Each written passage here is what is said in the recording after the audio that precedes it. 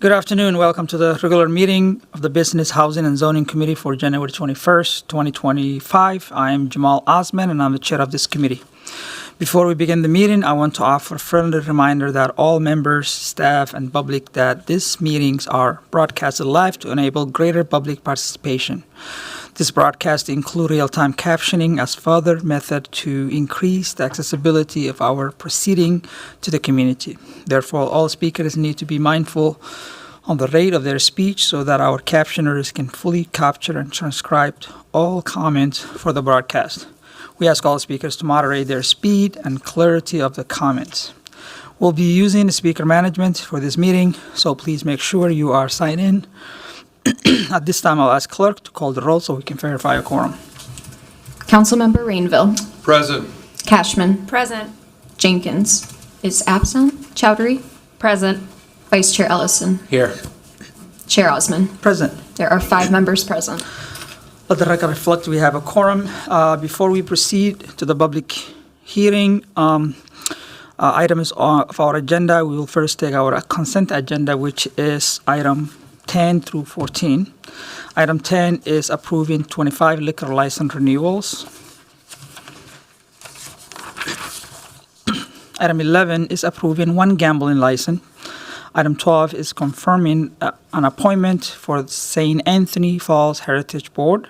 Item 13 is authorizing submission of a Youth at Work competitive grant. Lastly, item 14 sets a public hearing to consider housing revenue bond for NACC housing project. I have spoken with staff and they have requested a delay for this item due to the publication issue. I will move to schedule the public hearing for our meeting on February 28th, 2025. Would anyone would like to pull any of these items? Mr. Chair, just note on that last item, the public hearing will be rescheduled to February 18th. February 18th. Yes. Thank you. February 18th, 2025. Seeing none, I will move approval for the consent agenda, including the amended, and I mentioned on the items 14, scheduling the public hearing on February 18th. All those in favor say aye. Aye. Those opposed say nay. The ayes have it, and the motion carries. Next, we have 2 public hearings. Public hearing number 1, we will proceed to the public hearing for portion of our agenda. First, we have a public hearing for 2 zoning board of adjustment reappointment. I'll ask Brett Ellis to speak on this item. Welcome. Thank you, Chair Osman, council members. Quick one today, I believe, for this. We have 2 reappointments to the Zoning Board of Adjustment. They've both been very good. Adam Hutchins and Peter Ingraham. They both bring a lot of experience. They've got different industry experience that they help when they need to make decisions in front of the Board of Adjustment. So I can go into detail if anybody needs any more, but otherwise, I'll All right. Thank you so much. Now we will proceed to open the public hearing. And our first speaker is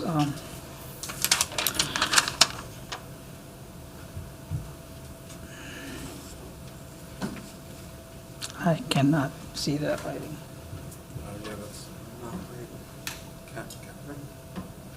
Is it Catherine? Yes. Yes, please come. You have 2 minutes. Thank you.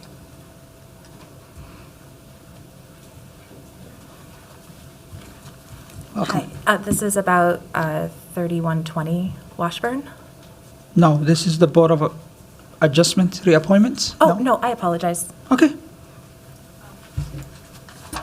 All right. Next person that's signed up is Bridget T. I am also. Oh, also, okay. I think I have the wrong list. Is there anyone who would like to speak on item on the portion of reappointments for board and zoning board of adjustment reappointments? Anyone? Seeing none, I will close the public hearing and see if there's any of my colleagues have any questions. All right, Councilmember Allison. Thank you, Mr. Chair. Happy to move approval of this item. All right, Second. all right. With that motion, all those in favor say aye, Aye. and those opposed say nay. The ayes have it, and the motion carries. I would like to recognize we have been joined by Councilmember Jenkins in the meeting. All right, next we have a public hearing for a land sale of 3 properties of Minneapolis Park and Rec Board of Permanent Community Garden Pilot Program. I'll ask Nareen Sihoberg, am I right? Sihovong. That's pretty good. To speak this item. Welcome. Good afternoon, Chair Osmond and council members. My name is Naran Sihavong. I'm the CPED Housing Supervisor for Real Estate Services. For today, CPED is recommending the sale of 3 properties at 3500 Humboldt Avenue North, 2215 Chicago Avenue South, and 3437 15th Avenue South to the Minneapolis Park Board and Minneapolis Park and Recreation Board for a permanent community garden pilot program. So, some background on the project. The Garden Lease Program is a partnership between between CPED, Public Works, and the city's health homegrown Minneapolis initiative. Currently, there are 84 vacant lots in the Garden Lease Program. In June 2024, the City Council authorized granting exclusive development rights to the Park Board for 7 vacant lots in the Garden Lease Program for permanent community garden use. The Park Board was identified as a strong potential partner due to their existing garden program and interest in identifying a permanent steward for lots as green space. The Park Board has submitted offers to purchase for 3 of the lots at fair market value and is reimbursing the city for the cost of Phase 1 environmental reports. Total cost of the sale is $66,225. If there are any questions I could take, please. Thank you so much for that presentation. I'll see if my colleagues have questions. I see Councilmember Cashman. Thank you, Mr. Chair, and thank you for the presentation.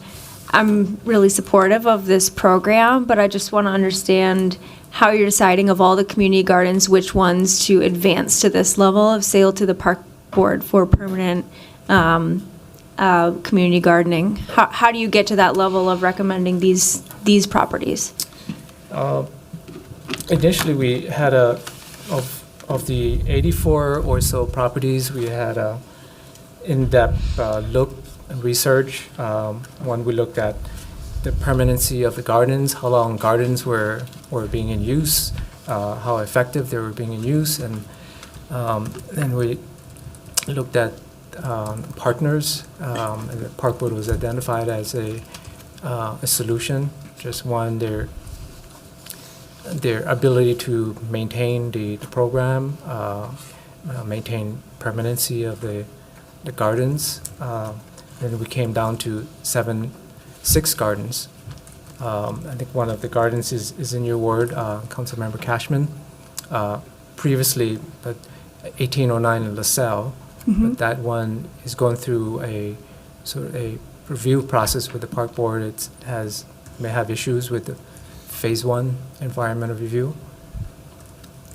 Okay, thanks. That's exactly the property that I was asking about. Well, I wanted to make my question a little more general so that other council members could benefit from the information. But yeah, I would really like to know where the 1801 LaSalle, this is the community garden that I actually have a plot at, and it's in my neighborhood, and it's been in the neighborhood for a long time. It's really effective. It's very fruitful. And so I'm just wondering how we could move forward with trying to, kind of permanently protect that. So if you could go into a little more detail about where the LaSalle garden is at. So Councilmember Cashman, the Park Board is still interested in that garden. They want to do more review, possibly do a Phase 2 of their environment review, some possible testing, but their interest is still there to purchase that garden. So. Okay, thank you. And then just a final question. Of the 84 properties, are they all city-owned plots? Yes, for the program that CPED manages, these 84 lots are either owned and managed by CPED or Public Works. Okay, Thank you so much. Thank you. All right, Councilmember Jenkins. Thank you, Chair Osman. Hello, Siapong. Good to see you. I am just curious, what happens when these plots are ready for development? The- Or are these plots developable? The, ma- so the garden program was started initially with plots that were identified as non-developable, Okay. in part, or smaller lots that had issues, or public works right-of-ways. In the past, yes, we've sold some lots, but currently, these lots have been set aside as gardens. So there's no possibility of developing these smaller lots? That I cannot say for now. So that we probably have to review them again, go back to do an internal review. But a lot of these lots, a majority of them, are considered non-developable. I see Mr. Port behind you. Good afternoon, Chair Osman, Councilmember Jenkins, Alfred Port, Housing Policy and Development Director at the Community Planning and Economic Development Department. The 84 parcels in the garden lease program were identified because of numerous reasons.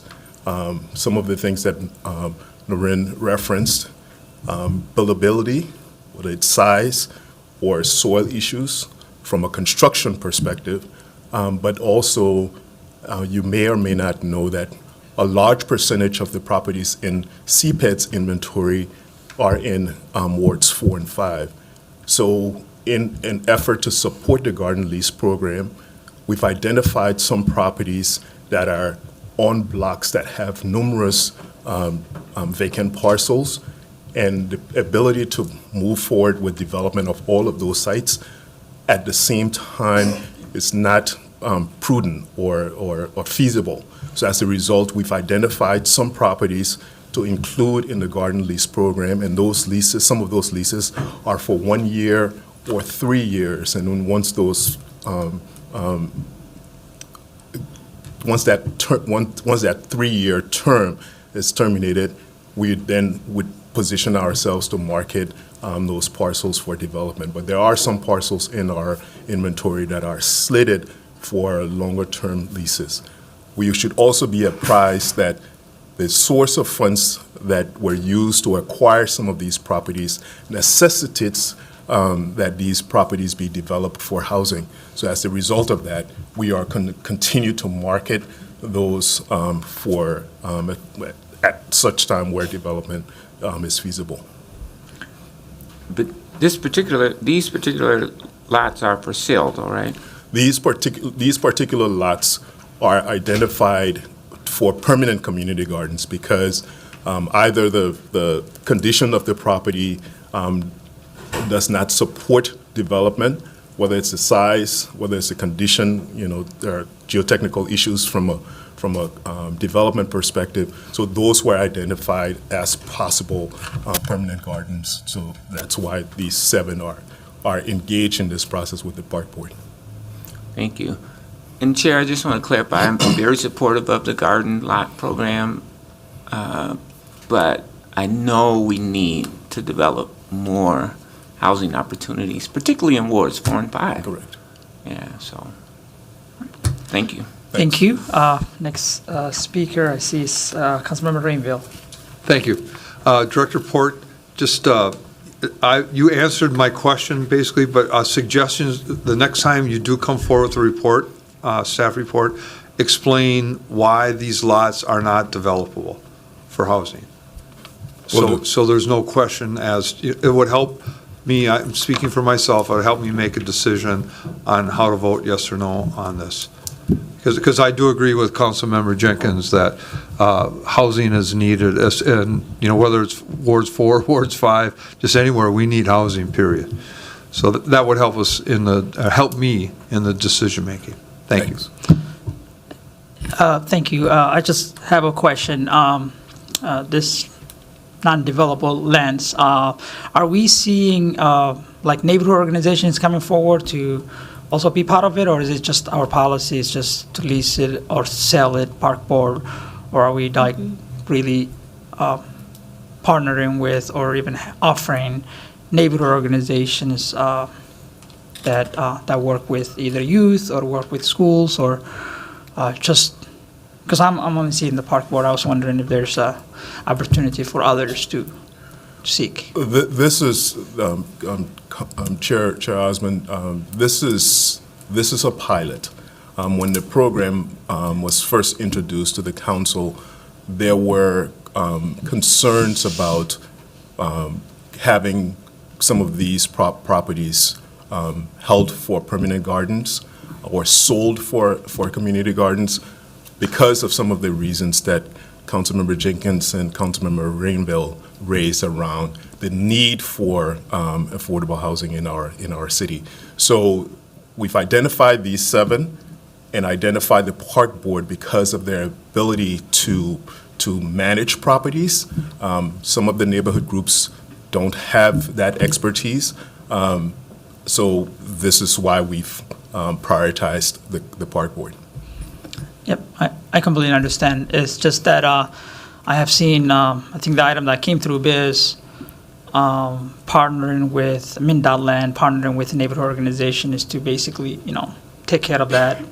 House of Balls, right behind Stadium or the Riverside, West Bank Business Association has kind of partnered with it, and they created this wonderful program during the summer where they do gardening with youth and so on. So there are, of course, some organizations that I feel like could be a good fit, but as you say, this is a pilot program. We'll see how it goes. But thank you so much for your presentation.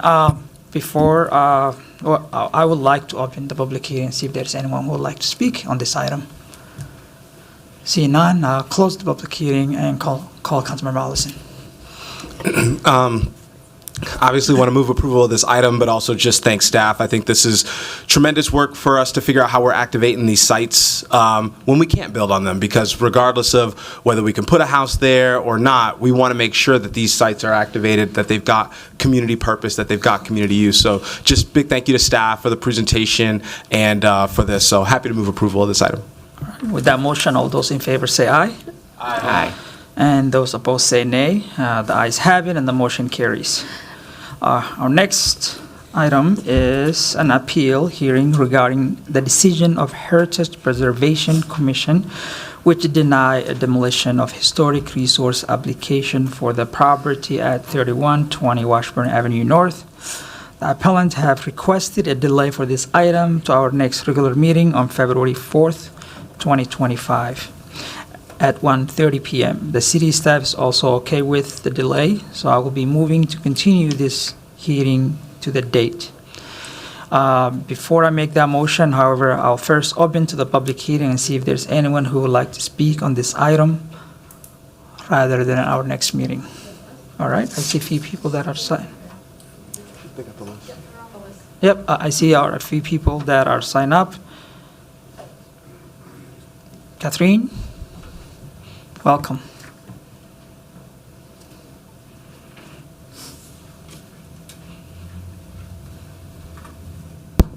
Hello, how are you doing today? Very good, welcome. Thank you. My name is Catherine Tamajan. I live at 3110 Vincent Avenue North, directly across from the property in question. We did not receive notification that this item would be delayed to another meeting. All 3 of us have taken time off from work to be here. So I'm not sure what the requirements are for notification for the community. However, I can state that the required notifications under City Ordinance 599.190 do not appear to have been sent out to the neighboring properties.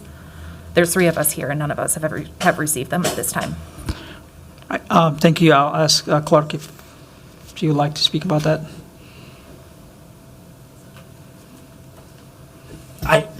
Mr. Chair, I think it'd be best to save questions for until the public hearing is over. The applicant just requested the delay this afternoon, so all the required noticing happened, but the notice about the applicant, the delay is happening in this meeting right now. Sure. But I'll leave it to staff if there's any other comments on that. Co-chair. And I just want to, for the community and members, your testimony stands the same, and we're glad that you're here. We can even start the clock over because I know that was maybe a little bit like sudden news and you didn't know how to respond to it. But I'm happy to start your 2 minutes over. Your testimony stands because the hearing was noticed. The hearing is open and the floor is completely yours. And I want to make sure you guys know that. And whether we vote and when we vote on the item is immaterial to whether or not we get to receive your testimony. We're here. We want to be able to listen and receive your testimony. Even if we take the item itself up on a different date, your testimony is going to stand and be a part of the public record regardless. We also just found out this morning that this meeting was happening today. As I said, we have not received the required notifications. I only found it because I went to go look at the HPC meeting, found out that it was canceled, and then tracked it back to here. So that's the only reason we even know that this meeting is happening. I think we'll make sure that staff takes a note that was your experience here with getting notice, and then I want to make sure that you get your 2 minutes to give your testimony. Yes, thank you. I appreciate that. And we would formally request that the bona fide attempt be verified to notify property owners within 10 days of the meeting. All right, I'm ready to go. Are you ready? Yes. Great. The CPED report from 2024 indicates that the SHPO had determined the property eligible for the National Register as late as 2021, which is after the building had been purchased by the developer. It is my understanding that pursuant to City Ordinance 599.650 and 599.660, the developer should have been aware that they were required to prevent further deterioration at that time.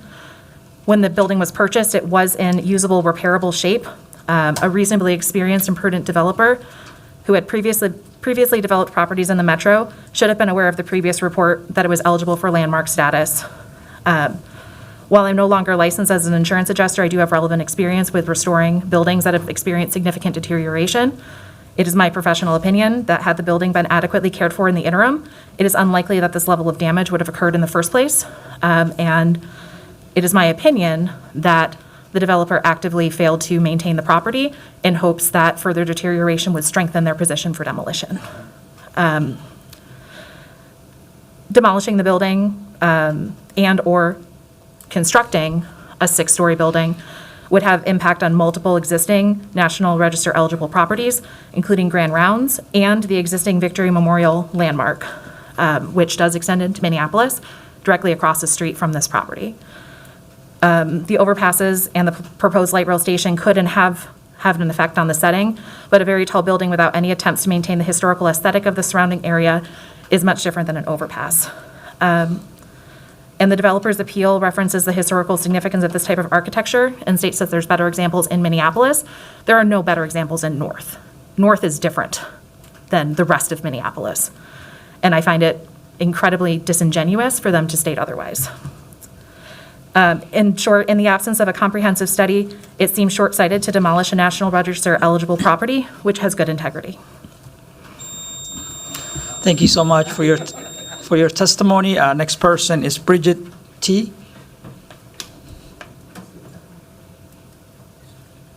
Completely respect the use of my last initial. I'm not attempting that last name.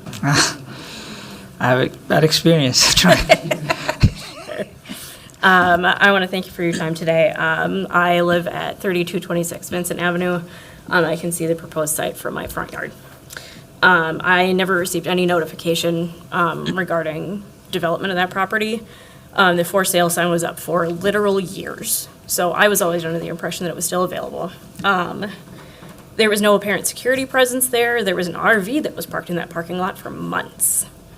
Currently, there's an access panel open in the sidewalk right next to the bus stop, which I use every day.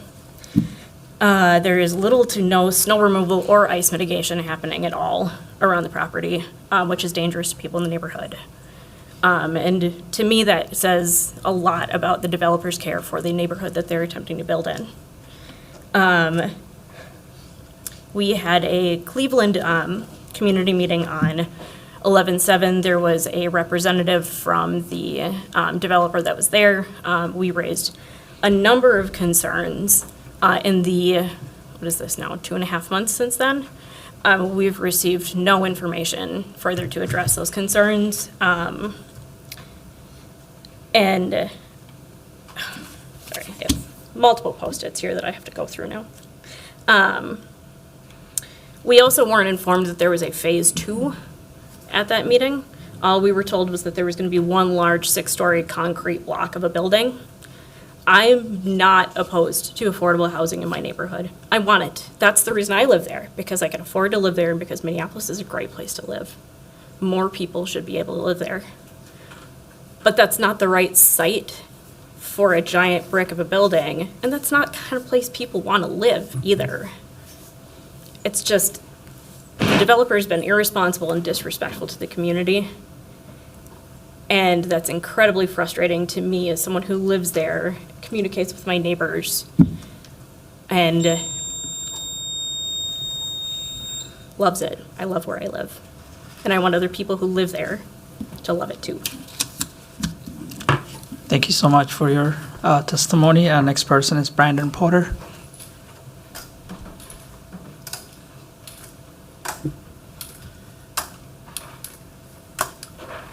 Good afternoon, Chair and council members. Excuse my clumsiness up here. My name is Brandon Porter. I'm a resident at 3126 Vincent Avenue North, so I'm right directly across the street from the church.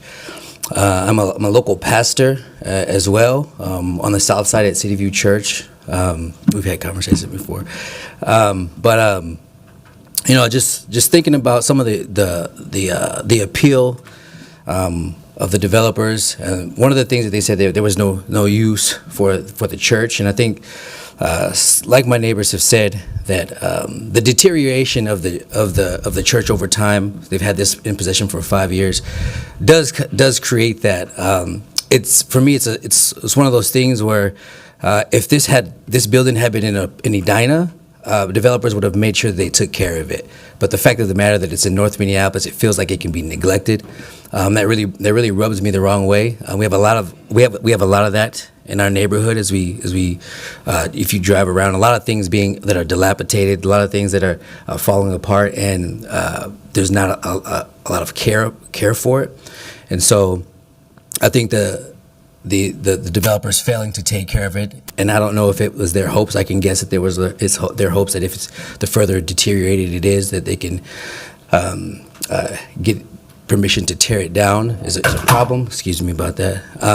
But one of the things where they're saying, in the appeal, is that there's no use, and no one really wants to use that space. And here I am a pastor across the street that would love to use that space. I would put a church in that building tomorrow if I could. So if they're interested in getting rid of that place, I would certainly take them up on that and give them an offer to buy the building. But I don't think that this is that spot is a place for that tall of a building, that big of a building for housing.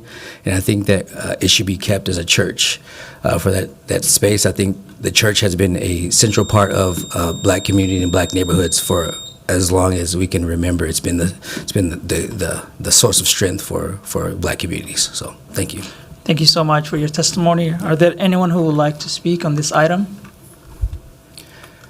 I do have an additional question. I think you had 2 minutes, sir. You can always write us email. All right.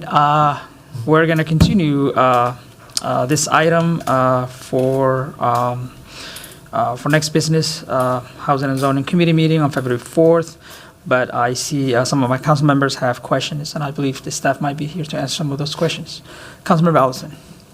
I was just going to actually say, instead of having staff come up and answer some of the questions, because I know we'll be getting the presentation, we'll be taking this item up more robustly then, just wanted to make sure that staff could make note of some of the questions and some of the concerns that we had, and make sure that they are addressed when we get the presentation. Again, don't want to have you answering questions without the ability to have given the context, but as was stated, folks took time out of their day, they took time away from work, they have questions, they have concerns, and I just want to make sure that those questions and concerns can get incorporated when we do come forward on this item with a presentation. So that's all. Thank you.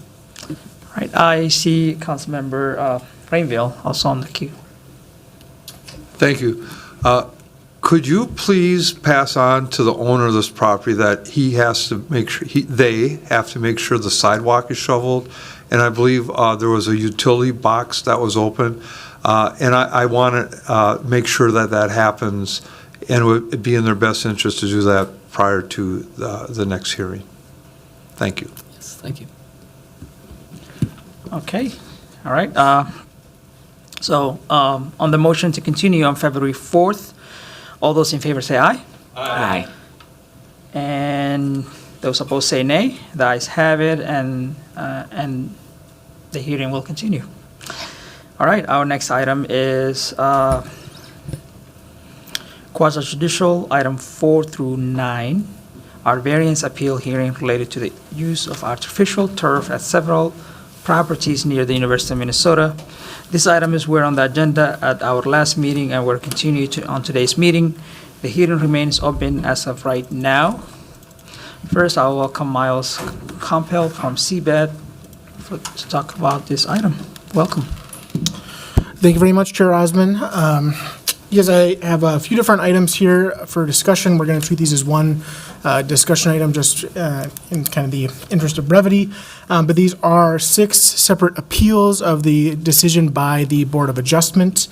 Again, the properties in question are 1609 University Avenue Southeast, 1617 University, 1623, 1711, 1813, and 1815 University Avenue Southeast. I've tried to mark those here on just this aerial image. This is kind of spreads a couple blocks here, the 1600, 1700, 1800 blocks. Again, just to give some background and some reminders to the group here. So back in the beginning part of the year, in March of 2024, orders to correct notices were sent to the property owners regarding the installation of artificial turf. As the applicant has called out in their purpose statement, due to issues with clay soils as well as just foot traffic from student resident activity, the previous natural grass yards were really getting torn up over time. The applicants installed artificial turf in an attempt to kind of prevent that damage or that maintenance issue. And then that triggered, again, enforcement from the zoning department in March of last year. In May, 6 appeals of the zoning administrator's determination regarding the classification of that artificial turf as an impervious surface. Those were brought to the zoning board of adjustment. Prior to that meeting, 5 of 6 were withdrawn from the perspective of these would essentially serve the same purpose. They're arguing at the same portions of code and the determination itself. In that case, though, the final item that did go forward, PLAN 17222, was denied 3-1 at the Board of Adjustment. That then came to this body in June of last year.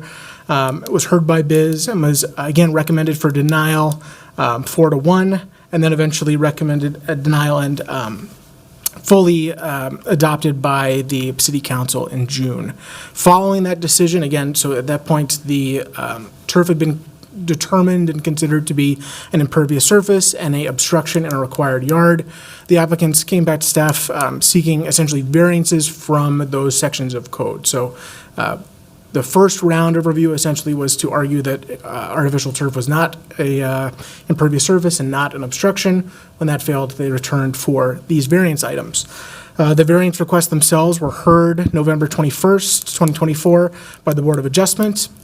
Again, in all cases, these variances were denied 7-0, and then that decision is kind of what is before you today. That has been appealed to BIZ. One thing I'll note here is, should these items be approved by the City Council, again, the appeal determined to be allowed, the next step for this process would actually be going back to the Historic Preservation Commission. Most, if not all, of these properties fall under the University of Minnesota Greek Letter Chapter House Historical District. So essentially, the installation of artificial turf is one, a zoning issue, what we're kind of talking about here with the variances, but also would require approval by the Historic Preservation Commission. I have a couple slides here for each of these properties, and I can go into more detail on each of these. They are very similar in terms of, in all cases, these are sections of artificial turf installed in the front yards of these properties, making up generally 3 to 11 or 12% of the lot's total area. Again, some of these are larger lots, being above 10,000 square feet. Majority are not, or less. And the majority of these are going to be, in fact, all of these will be in the high 90s in terms of maximum impervious coverage. I believe the lowest is actually this one here, 1623 University, at 91% of the lot being considered impervious surface. In all cases, the turf does extend directly up to the front property line and actually goes into the city right-of-way in some cases, which zoning code doesn't really talk about, but that's where the variance from the front yard requirements comes into play, because these are essentially built right up to the front property line.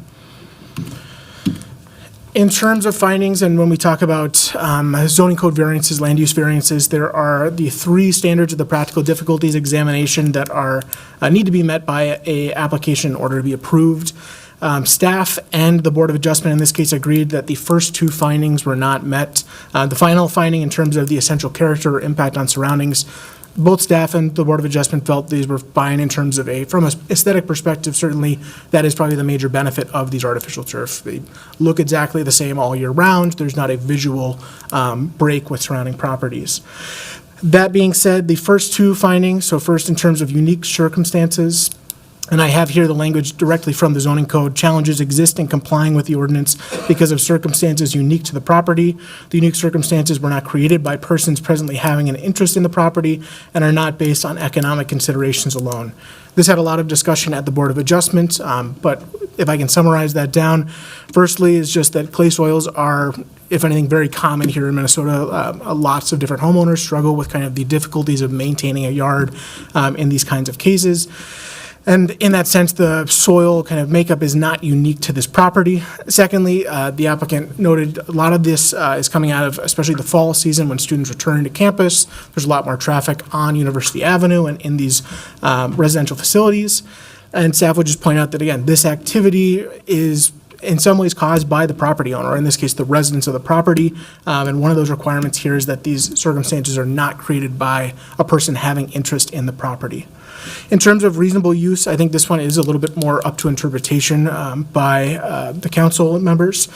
Staff is taking a very kind of hard reading of this in terms of reasonable in keeping with the spirit and intent of the ordinance and the comprehensive plan. I mean, I don't want to go into a lot of detail, but in terms of the ordinance, it's very clear in our landscaping requirements that required yards at ground level shall be covered with turf grass, native grasses, or other flowering plants, vines, shrubs, trees, or edible landscaping. And in terms of the purpose and intent of our impervious surface requirements, maximum lot coverage and maximum impervious surface standards are established to combat the urban heat island effect, promote adequate space for landscaping, reinforce existing or planned development patterns, and to reduce stormwater runoff and encourage natural absorption of stormwater into soil. From staff's perspective, the comprehensive plan, the code, sets a pretty clear line in the sand that we are moving towards more of a natural solution to stormwater infiltration and management. So with all that said, staff is recommending that the appeal essentially be upheld. In this case, the decision of the Board of Adjustment be upheld in the denial of these variance requests. I'm happy to take any questions you all may have or go to any particular slides. Thank you so much for that presentation. We're going to hold on to questions and ask those questions after the public hearing. That's okay. All right, thank you. I'm going to proceed to open the public hearing. To continue, I guess, to proceed the public hearing. Since Mr. Campbell spoke to all those related items, we will handle the hearing jointly as well. I will first grant the appellant team for this appeal a total of 10 minutes to address the committee. After that, I will allow anybody else to sign up to speak who will have 2 minutes to address that. First, we will hear from the appellant. Welcome.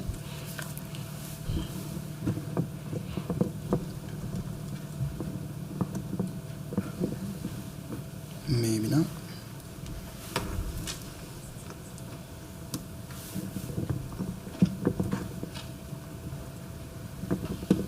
All right. Apologies for the delay. Chair, committee members, it appears my adapter is not the right type of an adapter for the presentation. So we'll continue on without the visuals. I think that the staff's report had a lot of clear examples of the property itself. Before we get into, I guess I should restart here. My name's Nick Volley. I'm here on behalf of the applicant. It's a pleasure to see most of you, if not all of you again. I appreciate the time you're giving me to speak on my client's behalf. Before we get into the specific standards, I appreciated that staff brought in some of the background, as I think that's important. But really quickly, I'd like to also remind each committee member that at the point where each applicant was challenging the initial zoning complaint, Just see if there's anything. You can proceed with it. Okay. I think it's important to note that it was made a big deal that if the zoning complaint or if the improvements were allowed to be considered pervious as opposed to impervious, we would be opening up the floodgate without a real level of check or control from the city's perspective. And that staff then reminded this same committee that each applicant would have the opportunity to then go back and apply for a variance so that these improvements that a majority of the city staff and committee members agreed were beneficial or, made the area look a heck of a lot better, and that a variance could be a great avenue for that. So I just want to bring that back up in context, as I think that that's important in the grand scheme of things. Then, as we move forward and start to look at each actual application for a variance,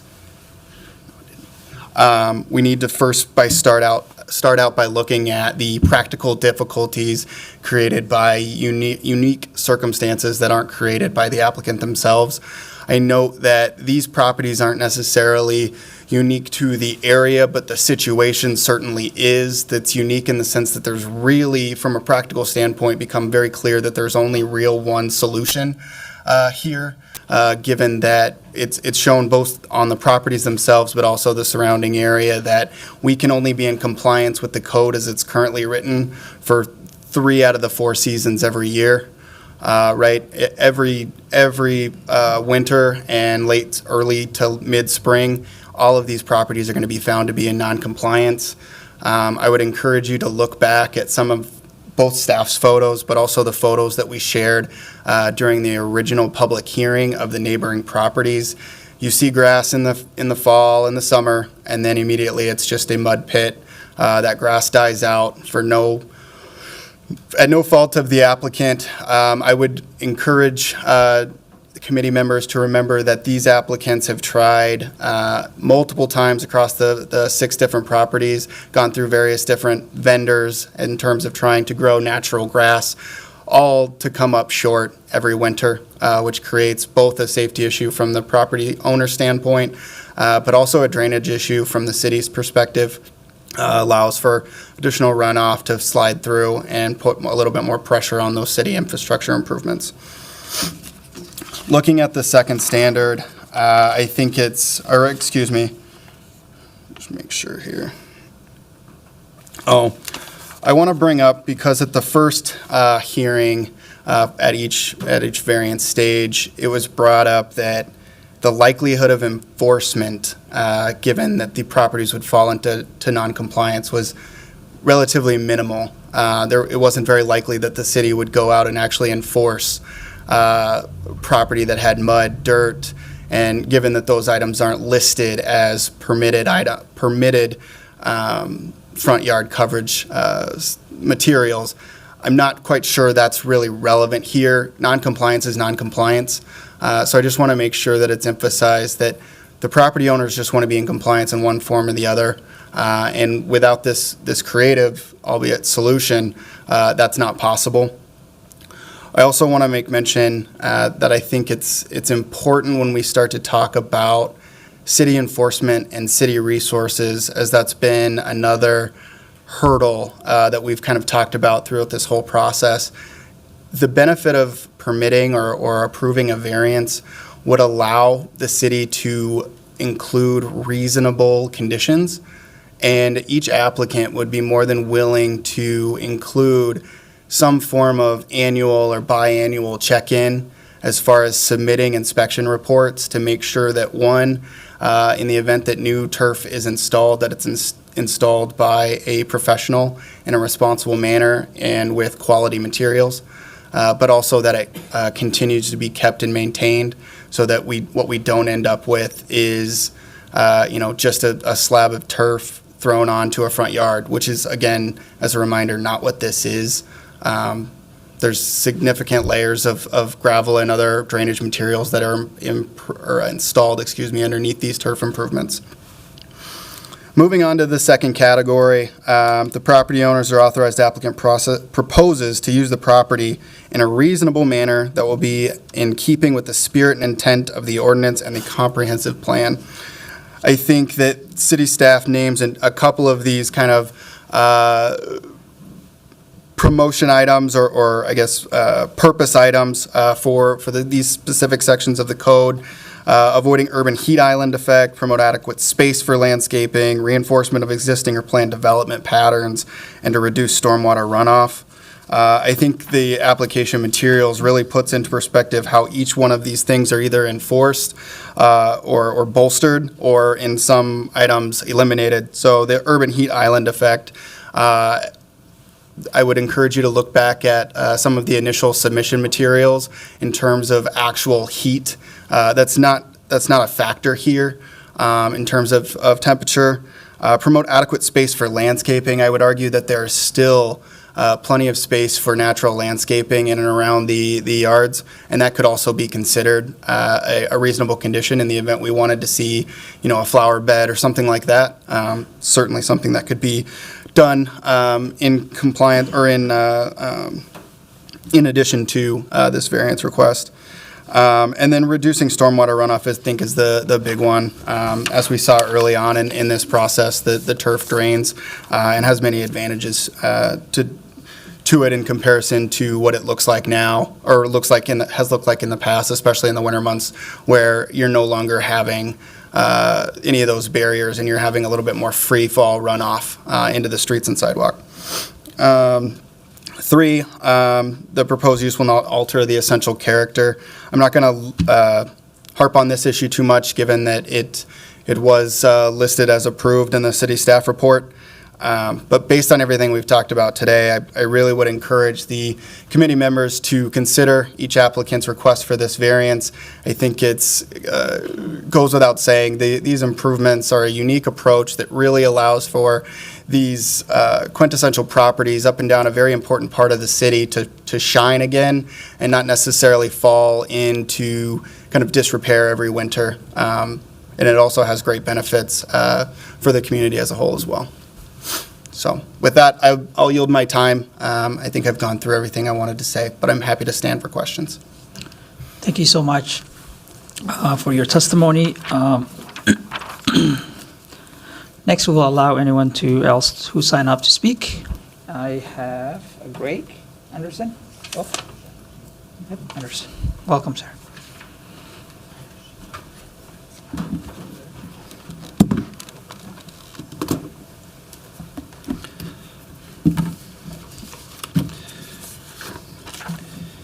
Chair Osmond, council members. My name is Craig Andreessen. I'm a Minneapolis resident and an owner of an adjacent property. I was a student at the University of Minnesota in the 80s, a staff member for about 13, 14 years, starting in the 90s. So I've been actively in this area for a very long time. I would like to address the unique circumstances of these properties and why they're different and why a variance is appropriate in support of the applicants. The foot traffic here is enormous. I note that the staff report did not address foot traffic, even though it was raised as an issue by the applicant. If you've ever driven down the University of Minnesota, University Avenue at University of Minnesota during a football game, before, during, or after, it's bedlam. There's just people everywhere. The same goes for hockey and basketball. These houses are located adjacent to 3 stadiums. Huntington Bank Stadium holds 51,000 people. Williams Arena holds almost 15,000 people. Mariucci Arena holds 10,000. The result then is that we have a neighborhood that can claim 3 stadiums within a quarter mile of each other. So, I mean, that's a pretty unique circumstance in its location and why this is appropriate. As of the fall of '23, there were almost 55,000 students at the University of Minnesota campus. So that's every day, 9 months out of the year, including the time that the applicant cites as the time when they just can't stay in compliance. The university encourages students to walk, and these houses are, in many cases, located directly between the university and the parking lots that people park in to get to the university. And students, let's face it, they don't always follow the sidewalk or use or prove that they cut through yards on occasion. So that certainly happens here. So that the foot traffic here really is unique to this area. It's impossible to maintain grass on these lots. I've seen many attempts at them trying to do so. Shrubs, hostas, grass, fences to limit traffic, all of them eventually fail. So thank you, and I'm in support of the application. Thanks a lot. Next is Austin Klein and Connor Anderson.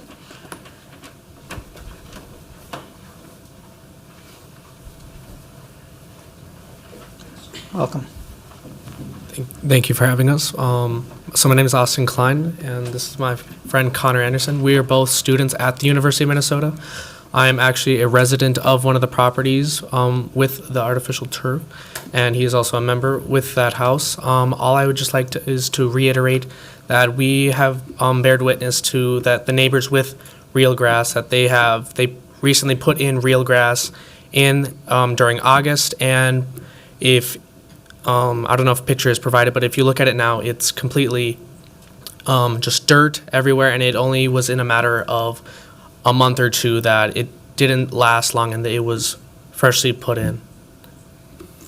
And that's just, again, due to the immense amount of foot traffic that goes through those yards. It is impossible to maintain any type of grass, no matter what you do, just because of how many people are always on those lawns as well.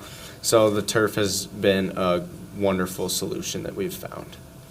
Okay, thank you so much for your testimony. Thank you. Are there anyone who would like to speak on this item? Seeing none, I'll close the public hearing and call Councilmember Chowdhury. Thank you so much, Chair Osman, and thank you to the individuals who came down to City Hall to testify. Appreciate you for coming down and doing your part in this process.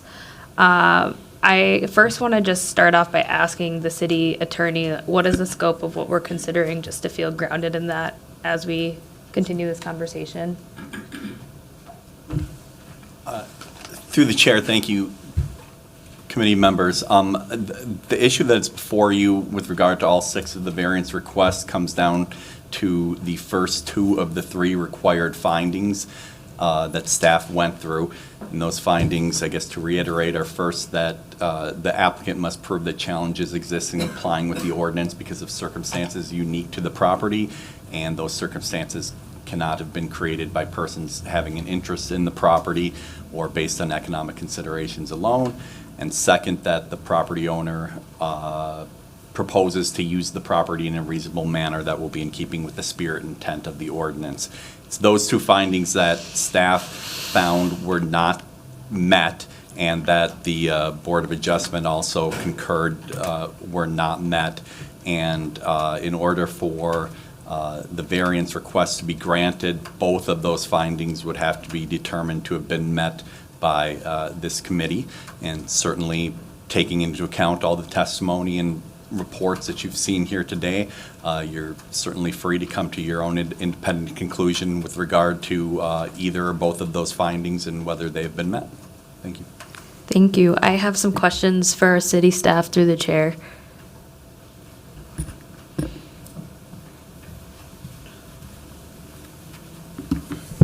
Hey there.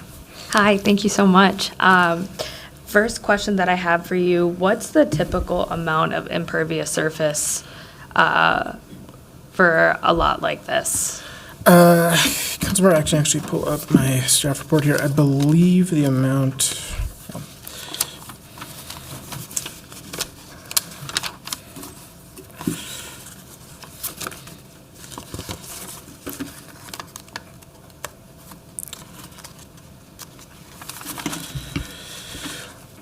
So typically, Chair Osman and Councilmember Chowdhury, for this property, which is zoned RM3 Residence and Institutional District and falls in the Interior 3 built form, the typical maximum would be 75% of the lot being considered impervious. Again, it ranges in the cases of all these properties. I think the lowest would be at 91% in terms of what is considered impervious, including, again, the artificial turf. Gotcha. So we're seeing like an ask for nearly 15 to 20% increase from what's typical for this area. There was something that I wanted to ask you that was noted in what the applicant said, that urban heat island effect isn't an impact here. I wanted to just get staff's opinion, should the turf not be maintained? What are the concerns that we have regarding our comprehensive plan, both for the urban heat island effect and then stormwater runoff? Yeah, Chair Osman and Councilmember Chowdhury, I would say from staff's perspective, I think part of this is really that the jury is out and that our enforcement officers are not experts on artificial turf. I know in reviewing some of the materials out there, both from manufacturers as well as from the scientific community, one of the notes is that as these are essentially big plastic areas, they actually tend to collect a lot of heat within them. There can actually be cases where I think mostly in the Southwest, people were watering their artificial lawns in order to cool the plastic that was warming up the sun. In terms of the urban heat island effect, obviously, as much as we can provide natural vegetation, trees, shrubs, landscaping, that helps in terms of overall cooling from, especially with shade trees, to be perfectly honest. Otherwise, in terms of impervious surface, the reason I think for a lot of that maximum and why it is set to be only 75% of a lot, and this is a district where we allow a bit more. If we were looking at a single-family parcel, typically that's closer to 50 or 60%, is to set a maximum cap on that to allow for an area where you have, again, landscaping, vegetation that is providing, if not on that kind of single lot scale, on the citywide scale, towards providing that kind of green space citywide. Thank you. The other question that I had, actually, this is more of a note to committee members. Earlier last year, in May of 2024, there was a conversation around artificial turf variance for a school in my ward.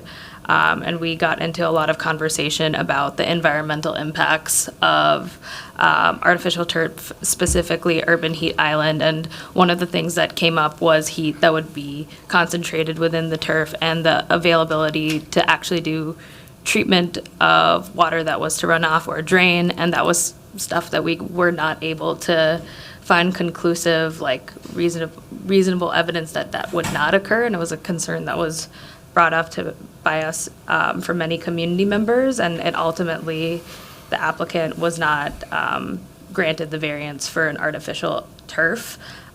In this case, one of the things that I did want to note that was within the staff report is since this didn't go through the appropriate channels, there was no inspections or review of this current turf material by our city staff.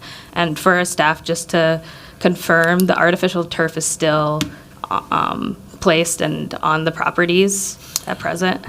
Correct, Councilmember Chowdhury. The essentially enforcement activities have been paused until this all has been resolved. Again, there's not really a sense in issuing citations or anything like that. As far as staff is aware, the conditions have essentially remained unchanged compared to, I think it was March of last year when the initial kind of notice was sent. Were there any inspections of the turf material done after the fact? That I can't speak to in terms of if there were re-inspections or not. What I will say is, generally speaking, the city zoning enforcement staff does not get involved with kind of artificial turf installation or really that level of project in a lot of cases. So similar to like doing a patio or something along those same lines. It doesn't necessarily trigger an inspection. Thank you. I don't want to beleaguer my comments too much longer. I know that I have other council members here that want to get up and ask their questions. I think the place where I'm landing is I think I want to continue to maintain what was given by the Board of Adjustments and deny this primarily but for the two findings that we have to look at, I don't think that there is a unique circumstance here that we can consider. While I understand, especially being a student at the University of Minnesota, graduating there, students have a lot of activities. People want to party out on the lawn. People want to have activities, build community. But that's not a reason to say that there is an absolute unique circumstance. We all can use our front lawns as a place to gather, and I definitely have questions on if there's been efforts to try to limit that type of foot traffic, if there's been efforts to try to use more resilient grasses, native plantings, and it also gives me a lot of pause that, onto the second point around maintenance of a turf field around Urban Heat Island and runoff, that at this property, turf was placed without connecting with our city staff. And something that I brought up in our last committee meeting is this area has already struggles in maintaining the native grass that's there, and turf requires maintenance to ensure that that drainage actually happens. And if there's this high level of foot traffic on artificial turf, and there's already a struggle to maintain current grass and also be in compliance with the city code, I struggle to believe that there would be maintenance of this artificial turf that would allow for that type of drainage. And that's one of the issues with artificial turf. It's not going to be a surface that drains unless you take care of it. All right, Councilmember Michael Rainville. So I have a question of staff. If we were to grant this upon the condition of an annual inspection, the concern came up that as these services deteriorate, they become less effective. Have we ever granted permission for turf in the city with the condition of an annual inspection? Chair Osman and Councilmember Rainville, I will say I haven't been with the city for more than about a year at this point. I am not aware of any in my time or in previous history. I know one of the main concerns that staff actually has with the idea of if we approve these variances with a condition that we're going to be checking back in. Right now, there's really no vehicle in our enforcement offices in terms of handling something like that, where we have it for things like new construction per se, where we're setting up visits and things like that, but the concern from city staff's end is we can set up a biannual report or an inspection. If the inspector that handles those for 10 years retires, what is kind of the passing on of that, and how is that managed beyond a decade even? Well, Chair Osman, Councilmember Rainville, hi, Brad Ellis, Manager of Zoning Administration and Enforcement. Also to help answer that question, one of the issues that we have is that staff doesn't have the technical expertise to really understand the drainage on that sort of thing. We'd need to get some sort of a regime set up in order to do that. I'm not sure what that would take.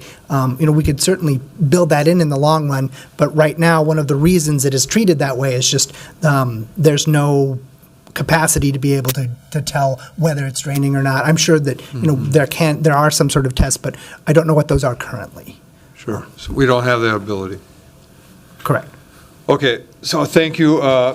I do see the uniqueness of this property and the burden, but having heard from our staff that there really is no way to make sure that this is properly taken care of, I'm going to vote to override or to uphold the appeal. You probably don't have the votes to succeed here, but I think it's very worthy to keep studying how this indeed could happen. Those housing units are always going to have people gather in the front yard. This problem is not going to go away if you're not allowed to do this. But clearly there needs to be more research done, more thought put in this. So I would encourage you, I'm on your side today, but I also would encourage you to keep working towards this so we can have a solution that will be amenable to my colleagues here. Thank you. Councilmember Ellison. Thank you. I'll say for my part, the question isn't whether this is, whether the turfs look good or don't look good, right? The question is about does this meet the standard that we have to abide by? The answer to that is no. And what I would advise, I can't remember every part of the conversation that we had when this came up before. although at a different angle. But I would say that there is a pathway forward, but it's policy. You've heard from staff, you've heard from council members.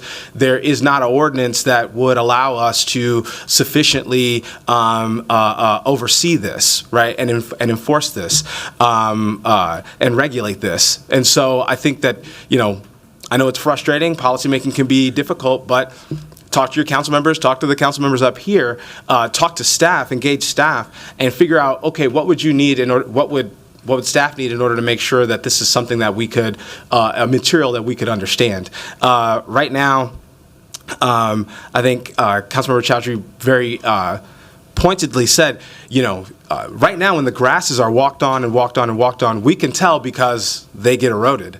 If a turf is there, if the turf is eroded and not effective in that moment, but it's been walked on and walked on, well, it probably still looks more or less the same to the naked eye. And so we won't even know that the drainage is compromised. We won't even know whether or not it's well maintained. And so I think that, policy is going to be your avenue here, and making sure that, the city has the expertise to regulate this is going to be important, so that we know the difference between something that's just laid there and would not be compliant versus a material and an installation that would be compliant, so that we know when in a future artificial turf is up to standard versus when it's been degraded and is no longer up to standard.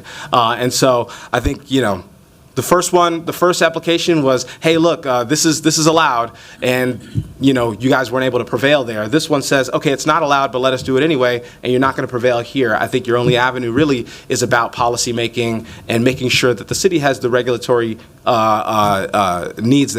regulatory ability to actually allow for this. And so for that reason, I'll be supporting any motion to uphold the previous decision. Here we go. I have a question of the staff. Last May or June, when this decision was made and it was denied, what was the staff's suggestion on the applicant to do? I heard that the staff told the applicant to apply variance. Chair Osmond, staff at that time advised the applicant of all their kind of pathways. So one of these would be, again, policy, seek a change to the actual zoning code. The other alternative pathway would be this kind of get a variance for these uses, as well as get a certificate of appropriateness from the Historic Preservation Commission. Again, just trying to lay out all pathways available to them. I would not say that staff has been overly supportive of kind of the odds, or we never try and really make any sort of recommendations, knowing that staff is making a recommendation to you all or to the Board of Adjustment to actually make the decision. But again, in terms of what was told to the applicant, simply knowing or letting them know that this was a route to maintain that turf, which was their principal aim at that time. Okay. Just my comment is that I think that the issue has been highlighted by public hearing that we have heard, that the way things are set up is an issue. The foot traffic, the mud, and all this, trying to maintain that and not allowing the artificial.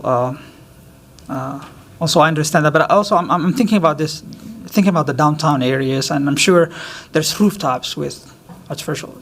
How do we even enforce that? They come under the questions of drainage and others, and I can think about different places that have artificial turf that could be a rooftop, especially in downtown areas. Chair Osmond, I think you're correct. I can think of a couple cases downtown. I think there's also, there had been some questions regarding park board properties as well when this was at Board of Adjustment.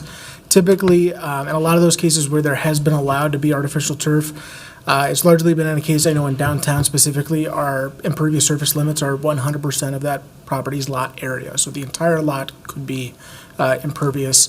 And then in some cases, such as with parkboard property, where there are impervious surface maximums, the areas of artificial turf are outside of the required yard. So in this case, because this is in a front yard, as well as being over the impervious surface, that triggers the issues. Otherwise, I would say in terms of how they are treated by code, very similar almost to like a ground level patio. These are seen as a hard surface by default in the code, and are allowed in areas where you could have, a patio or paved area on your property. And that's true in all properties, all zoning cases. All right, thank you. As we hear this argument, I think that the issue is going to continue to come back unless, as a city or council members, lawmakers, or the staff come up with some kind of solution to have actual policies on the book of how to deal with artificial turf and so on. I will call Councilmember Chowdhury. Thank you, Councilmember Osman. I know we're talking about policy is the avenue, and I don't want us to jump into a policy conversation because that's not what's here. I do think should we enter into that conversation, there will be a lot of debate around it. And I appreciate the questions from my colleagues. I understand the place in which the student community is when it comes to these lots, and I have an appreciation for that, and I don't think it meets the test of what we're looking at today. So I'd like to formally move to uphold the findings of the Board of Estimation, not a Board of Estimation, sorry, we're not at budget yet, Board of Adjustment, and deny this appeal. All right, I will call Councilmember Jenkins. Thank you, Chair Osman. And now there's a motion. Is there a second? Second. I guess I would just reiterate the point that you made, Chair Osman. I mean, this issue is going to continue to come forward. And I'm not sure if it's the applicant's role, particularly students who are only going to be living at this property for a limited amount of time, to have, it seems like it's our role to figure out what the best policy should be. And it's guaranteed that if there's not an alternative to the grasses, natural grasses, somebody said perennial plantings that are disrupted, that I'm curious from staff, is there going to just be continuous citations to these properties? Because it's guaranteed that the grass is going to go away.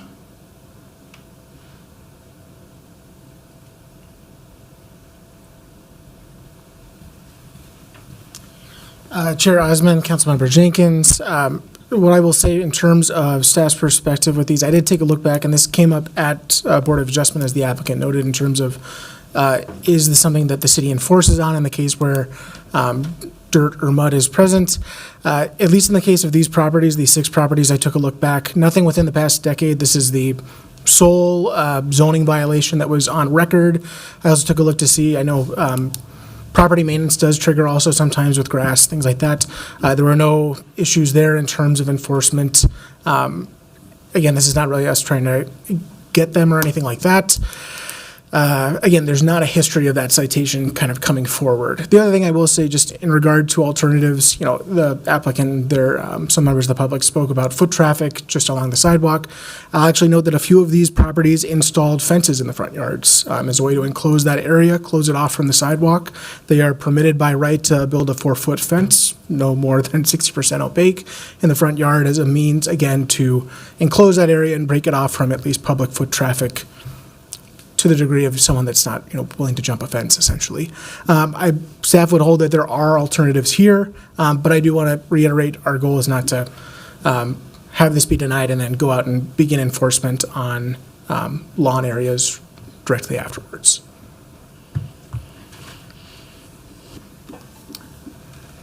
That concludes my questions. Thank you. All right, Councilmember Allison. Would definitely want to agree with Councilmember Jenkins that, it definitely is going to be up to this body to make the changes in law, but somebody has to lead on that.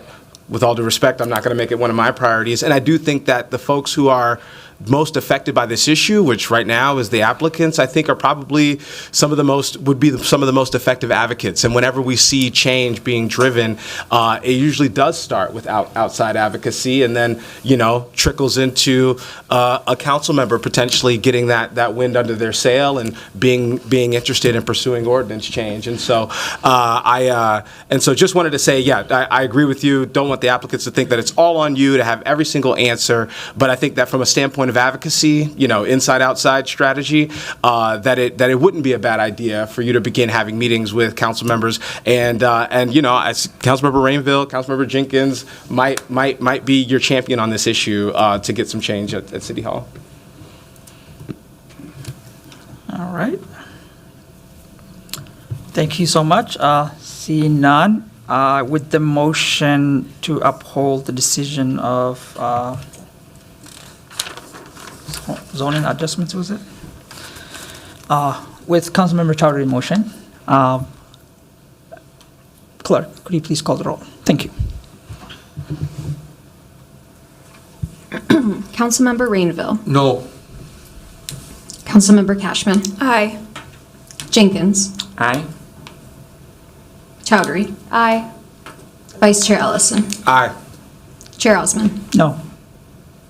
There are 4 ayes and 2 nays. That motion passes. Thank you.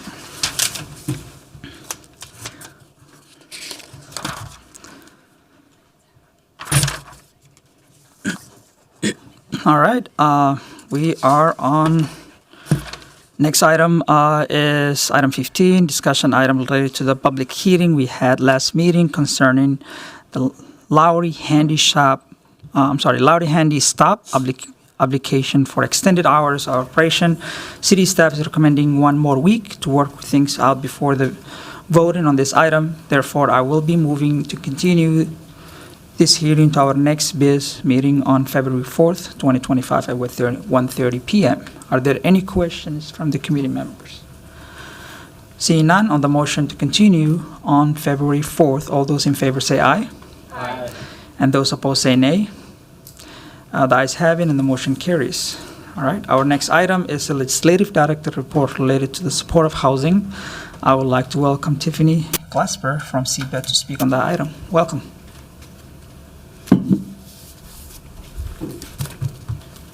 Thank you, Chair Osman and members of the committee. My name is Tiffany Glasper. I'm a Senior Project Coordinator in Residential Finance at CPED. I am before you today with a report in response to the legislative directive that was approved on October 17th of last year. That directive asked staff to report back on the standard processes required of providers requesting funding for transitional housing facilities, board and lodge facilities, and emergency shelters. Additionally, staff were asked to provide an overview of the funding available for these activities. The City of Minneapolis and Hennepin County work closely together to coordinate and support the homelessness response system in Hennepin County. The county acts as lead, setting strategy and priorities. The city works to facilitate the development of supportive housing units and fund shelter capital. The City of Minneapolis has historically had a single source available to support these efforts, the Emergency Solutions Grant, referred to commonly as ESG. The federal ESG program provides funds that can be used for a variety of purposes, and the city has utilized these funds historically to support emergency shelter capital, street outreach, and rapid rehousing. For emergency shelter, the city has typically issued an RFP in the spring of each year. Interested applicants apply by the stated deadline, and city staff, in partnership with the county and community partners, would evaluate the incoming proposals against several factors and bring funding recommendations to the City Council for consideration. For ESG street outreach and rapid rehousing, the city and Hennepin County have entered into joint powers agreements to facilitate the administration of these funds. Hennepin County staff have the experience and the social service expertise to better monitor street outreach and rapid rehousing.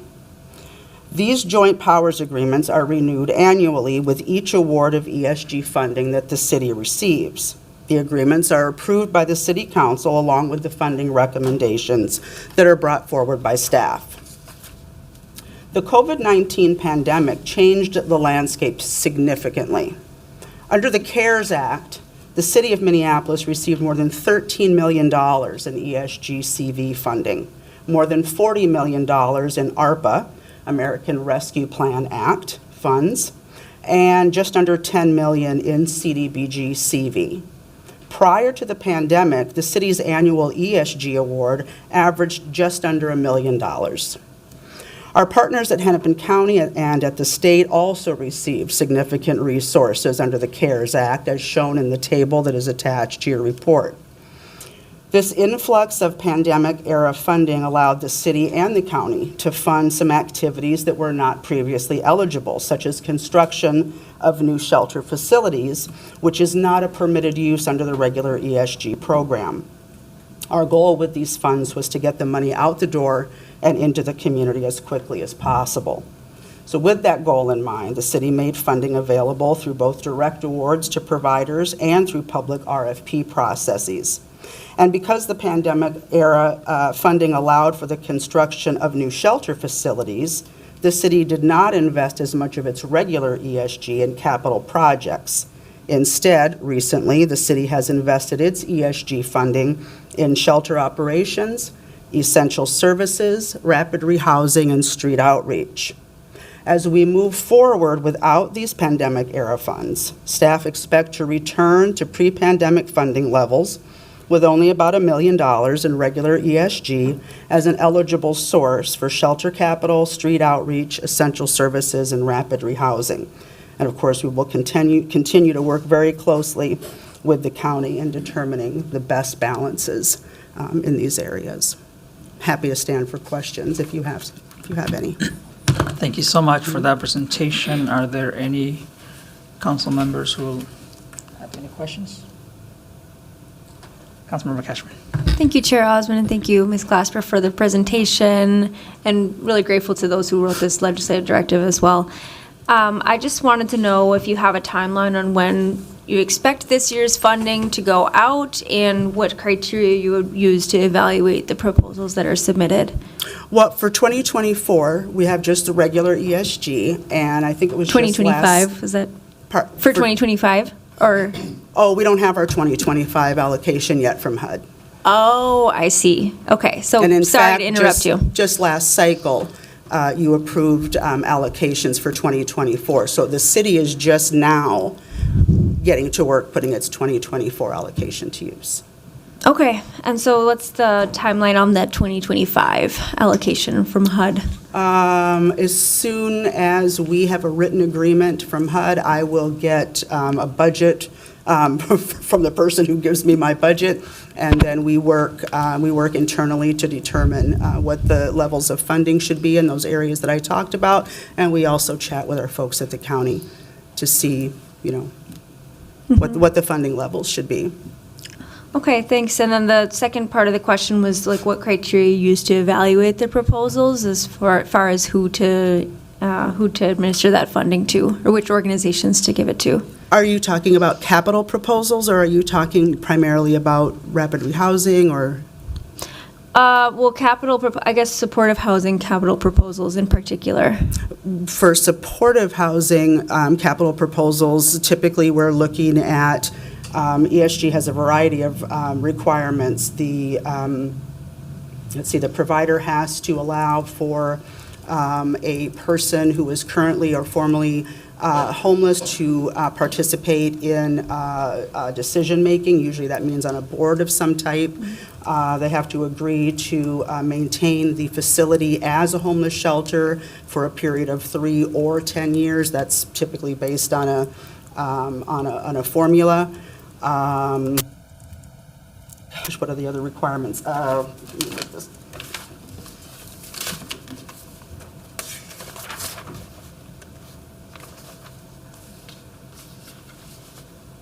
There's also a declaration that needs to be signed. We typically do not allow for developer fee with ESG projects. and the residents of emergency shelters do not typically sign leases or any type of occupancy agreement. Okay. But it's just a handful. I mean, HUD, I'm sure, they've got a cheat sheet, so. Mm-hmm. Okay, thank you for the information. All right, Councilmember Rainville. Thank you, and thank you for this report. I was one of the authors of this. So what I heard you say is typically we have RFP process to allocate money. And the reason this came to being because there were 2 housing providers that did not follow that process and receive funding from us for that. So in essence, you've answered my question, which is we were departing from our normal course of business to help. We chose 2 winners, so to speak. Thank you. Right, thank you. Also, we have been joined by Councilmember Palmisano on the committee. Next person I will call is Councilmember Jenkins. Thank you, Chair Osman. I guess just editorial here. I hope we receive HUD funding in 2025 because it is not a guarantee. Councilmember Palmisano, welcome. Thank you, Mr. Chair. I was one of the authors of this as well, so I was interested and ran up here while you were speaking just to be here and receive it firsthand. If I read the report correctly, we can no longer use ESG to fund building or maintaining transitional housing. Is that right? That is correct. So we're left with shelter operations, street outreach, and rapid rehousing as eligible uses. Is that what you were? And essential services. And essential services. Are we back to $1 million as the ESG money? The report also notes that the city's pandemic funds were provided in direct award with community input or by RFP. What process determined who and how much was received, and what differentiates community input from an RFP? I read in your report a lot about how we make these decisions in collaboration with the county. That's really important since they are the major social services provider. It doesn't sound like in the last couple months of direct awards that we were doing that the county was being part of that conversation. Chair Osman, Councilmember Palmisano, I'm not sure I'm understanding your question. Can you ask it a different way? Yeah. Some parts of the report, I could try to go back, it talks about community input being how we determine who or what project would get awarded an RFP. Yes. In other parts, it's about a competitive RFP process. Can you tell us what makes something go through one path or the other? Chair Osman, Councilmember Palmisano, and my answer to that would be, based on my experience, all of our public processes involve community input at one point or another. Oftentimes, the community input is, as I would put it, on the back end. It helps inform the RFP document and what we're looking for in proposals. Other times, the community input is on the front end, where we're actually bringing people in who have lived experience of homelessness to help us figure out, which of these proposals is the best. I've never been, fortunately, I've never been homeless. So looking at a proposal from a provider for street outreach, I might not be the best set of eyes to be looking at it. So we do work oftentimes with folks who with lived experience. So the point is, on the front end or the back end of a formal request for proposals process, where submittals are invited, there's a process that we go through, and it involves community input somewhere along the line. Maybe on the front end to develop what we are going to put in the RFP, maybe on the back end to evaluate the RFP responses that we've received, right? Through the chair, Councilmember Palmisano, yes, that's an accurate statement.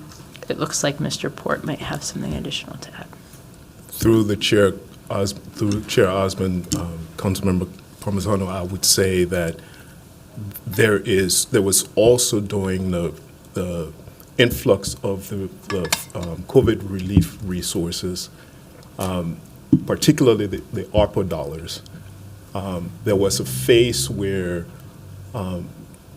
city's leadership, through the mayor's office, solicited community input.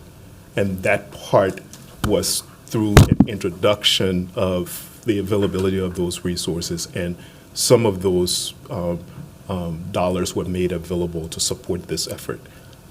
Like Tiffany said, there is also, when we're issuing a request for proposals, we get feedback that helps inform the guidelines, and that process also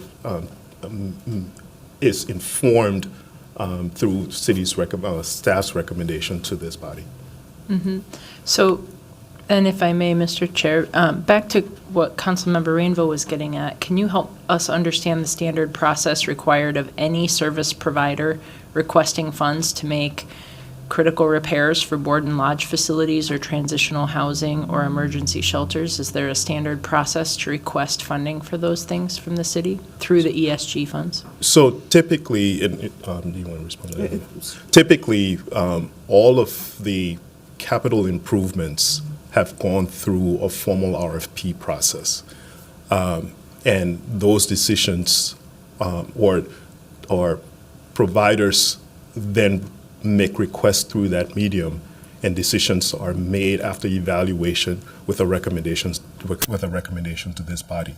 I would remind you all that the city is one of several sources or entities that provide resources for this effort, and the county does the same, and that too goes through typically goes through a request for proposals process. Thank you. We've had two instances over the past couple of months, the Agate emergency funding and then in vivo operations in the budget process, that didn't go through any sort of community or city process. I don't know if those, I believe those actions were probably council member driven directly. I'd like to know that our expert city staff, as in you both and others, are involved in these kinds of decisions. So what is our plan to address these types of requests in the future? It's our hope that through the chair, Councilmember Palmisano, it's our hope that it's an open and transparent process. But in the event that you all as policymakers elect to go down a path and reach out to staff for some feedback or guidance, we would stand and be ready to provide that. But it's our hope that it would be a transparent process. Mm-hmm. Thank you. It's my hope too, Mr. Chair. I find this one-off way of doing things very disjointed. We have expert city staff who have a process and a good ability to weigh in on it. I hope that we are using capital needs inventories to help determine our best use of city resources in the future. Thank you. All right. Councilmember Chowdhury. Thank you, Chair Osman, and thank you so much for your presentation, and thank you, Director Port, for coming up here and just answering some of the questions. I don't have any questions. I just have some comments. I think this is a clear example of the way in which city council members and our city staff can work better together. And what you said, open, transparent process, I would love to continue to grow that with you. And then I know we have some of our friends here at the county.